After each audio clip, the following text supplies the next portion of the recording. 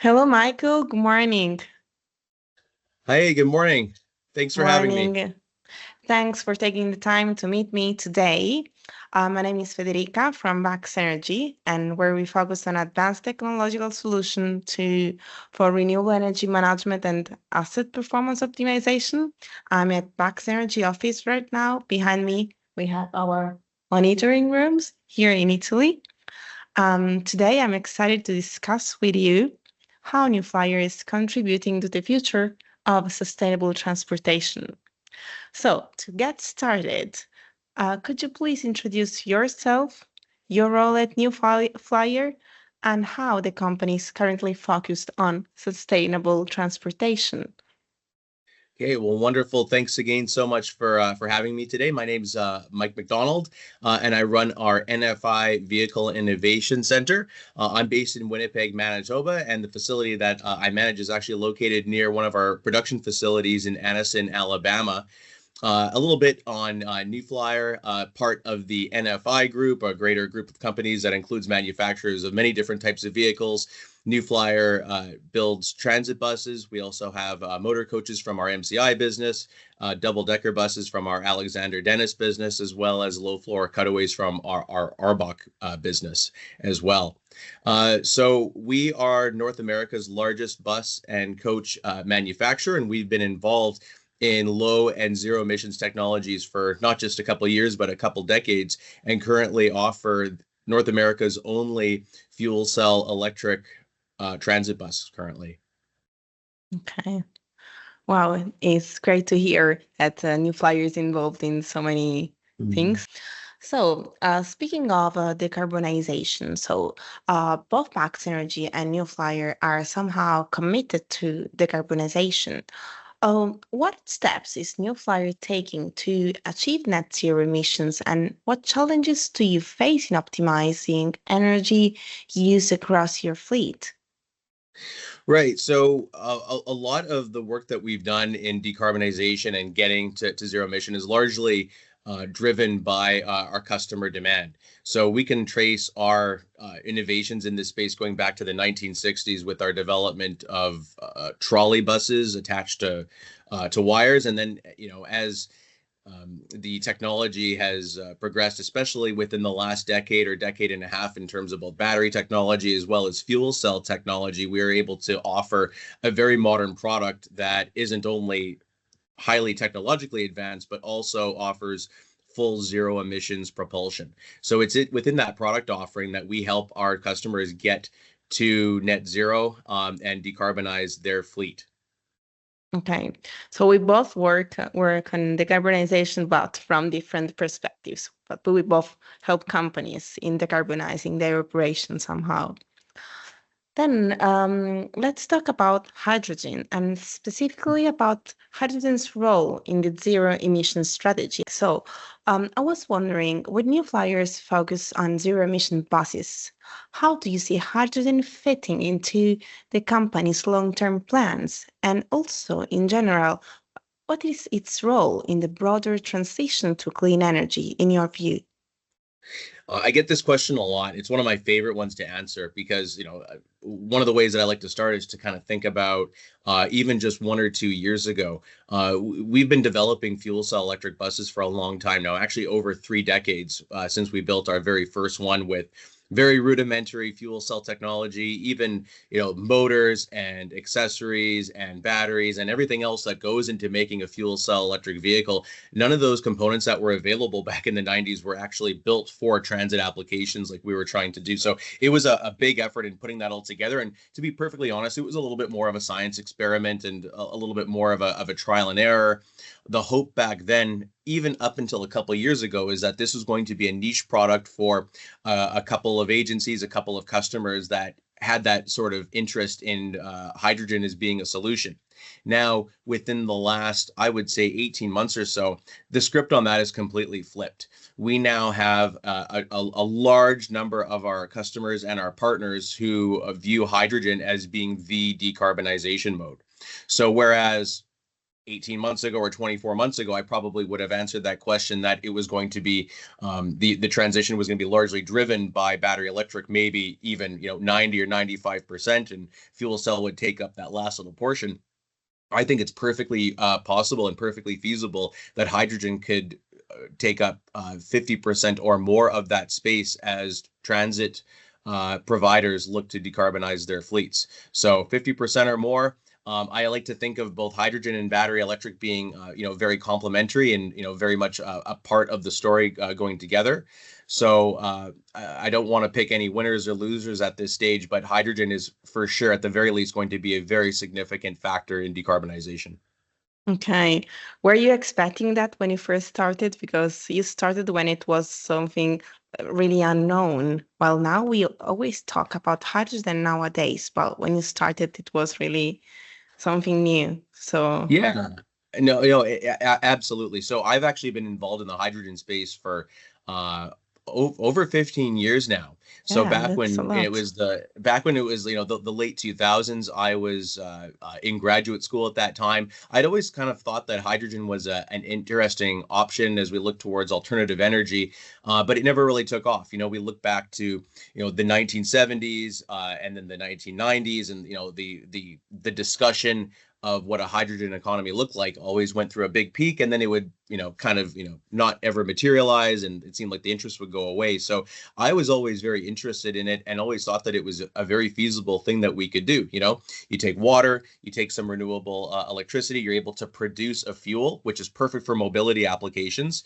So we could take electricity and turn it into a fuel that doesn't contain any carbon, and then go with a fuel cell or even a new combustion engine, and release the energy from that, and use that to power mobility, and of course power industry and many other sectors as well. So that was always kind of clear to me. It was never clear to me why that never materialized. So I always kind of kept it in the back of my mind that this was going to be something that was going to be a big part of the story. So that was I did my graduate research within new materials for hydrogen production. So I lived it and I breathed it for almost 6 years there. And I continued on doing a postdoc as well, still on the topic, but hydrogen was Yeah. always very much in the background then.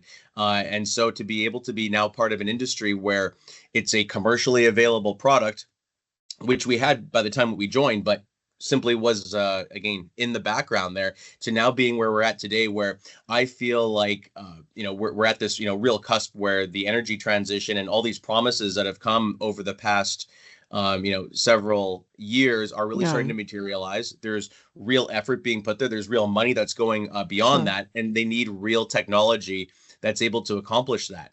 So as various stakeholders move through the technologies to try them out, they can see that there are strengths and that there are weaknesses. And certainly in areas where other technologies have weaknesses, hydrogen has its strengths. So now, even though it was buried for a long period of time, we feel like those stakeholders are now able to go in, view hydrogen, be able to see that it's not this new scary thing, and that it's something that we completely understand, that we have some basic infrastructure for. We know how to store it, we know how to produce it, and we have technology at the back end to use it, things like fuel cells in our buses. And they're starting to really see those benefits, and they're able to see where hydrogen can play that role in decarbonization. Yeah, totally agree on your answer. I think you had the right intuition, and yeah, it has strengths and weaknesses, but now we are seeing a lot of strengths. So it was the right intuition. Mm-hmm. Moving forward, hydrogen. Now let's talk in general as to a broader area, which are renewable energies. How is New Flyer integrating or planning to integrate renewable energy resources like solar or wind into production and fueling processes of your electric and hydrogen vehicles? So, like I was saying at the beginning, all of the technologies that we develop on the back end there are all driven by our customer demand, especially with transit agencies. Working within the realm of public sector, there's a lot of government pressure, government mandates to go zero emission, and so they're crafting a lot of their transition plans based on that. So that's the central driver there. So we simply respond to that demand as far as our scope of work, which is just building the buses. Now, one of the things that we had observed when we started building battery electric buses is that infrastructure had to be a part of that story.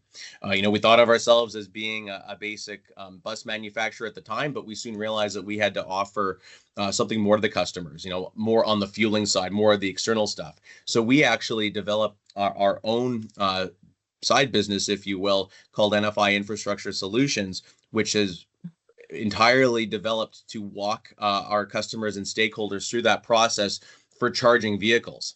So now that we've seen this uptick in adoption and really a takeoff in interest in fuel cell electric vehicles, we're kind of seeing that we need to make that similar offering as well on the fuel side. In other words, trying to figure out what sort of infrastructure is needed to fill the buses up with hydrogen. And of course, part of that story is helping them procure hydrogen as well, and helping them look along at what their options are today and what they're going to be. So certainly, given their mandates to go zero emission, it has to be a well-to-wheel type of solution, a full life cycle solution where you don't have, or you try to eliminate emissions throughout the entire value chain of hydrogen. So that, like you were alluding to, requires more renewable electricity as that input to make sure that the hydrogen that you get actually is green, actually is low carbon intensity. So we think of that as being a case-by-case basis. For a lot of our partners, they're happy taking what is available today, which unfortunately is largely gray or higher carbon intensity hydrogen. But that's okay, and we tell them that that's okay, because we think that the vehicle that we offer right now allows them to understand what the technology is capable of. And they need to have that practice and that understanding of what the technology is capable of. And we can worry about the emissions later once we get past that experimental stage. So certainly once those partners are moving up and scaling up their fleet, then we can say, okay, so now that we understand how hydrogen works within the context of our application, now let's look at the total life cycle here. What can we do to procure or even make ourselves hydrogen that's low carbon intensity? And for that, that's when they start to look at things like solar and wind and understand that the renewable electricity input is just as important as the hydrogen itself. Yeah, so let's say these are the first steps, fundamental, but we expect some further steps, including also other kind of resources. So exactly, of course. I mean, with hydrogen, it's a very large value chain. You have the inputs, the production, the storage, the transformation, or transportation, more storage. You've got the actual end use. It's a long value chain there, and so all we can really do is play in the area that we know best, and the rest of the supply chain, the rest of that value chain, is working alongside to also create greener solutions and to completely make that entire value chain as green as possible. Okay, so we have high expectation for the future. Let's see what will happen in a couple of years or decades, maybe. So let's go to my last question, and that regards our software. We had a demo some weeks ago of our main product, Energy Studio Pro. So you had a look on that, and I would like to know what's your feedback on that. How do you see that in supporting hydrogen production? And also, what role could this advanced software solution like BaxEnergy Energy Studio Pro product play in optimizing renewable energy for hydrogen production and fleet management? I'm very curious about that. Absolutely, yeah. I really appreciate and thank you very much for your demo of your product. I didn't know that anything like this existed on the market, so for me to be able to see that, really gives me confidence that there's progress taking place. Like I said, in all parts of that value chain, and certainly things like software it's going to play a major role in hydrogen. We're seeing that happen in battery electric as well. When I talk about our business NFI Infrastructure Solutions and how we have so much experience working on the battery electric side and experience working on chargers, well, with with charging a battery, it might seem simple. You have a plug on one end, you have the bus on the other, and there's a wire that goes between the two. But when we start talking about the fleet levels, especially, being able to manage energy in a smart way is very, very critical. So things like smart charging and having supportive software is really starting to prove its worth in that area. And I think that definitely that's an area that has lacked with hydrogen. I think that for a lot of folks, you view it in that same elementary way. You have stored fuel. You take that hydrogen and you have a line that goes into the bus and it fills up the tanks, and that's kind of it. But again, especially when you're talking about at the fleet level where you have one central refueling station perhaps, and you have a number of different buses coming in at different times with different fueling needs, needing to make sure that you're managing that refueling event in the most efficient way as possible is going to be critical to cutting costs and making sure that we're utilizing that currently limited hydrogen supply in the smartest way possible. So I think that it's great that these types of solutions are being used, and I think that transit is a great place for them to be able to play out. Simply because we're one of the pioneering sectors that has a product here. We have a fuel cell electric bus, and we have very motivated customers who want to reach scale. In order to do that efficiently, they need software to be able to support that. Thank you. I'm so glad that you were impressed by our solution, and also you totally understood the benefits that Energy Studio Pro has to offer as a solution.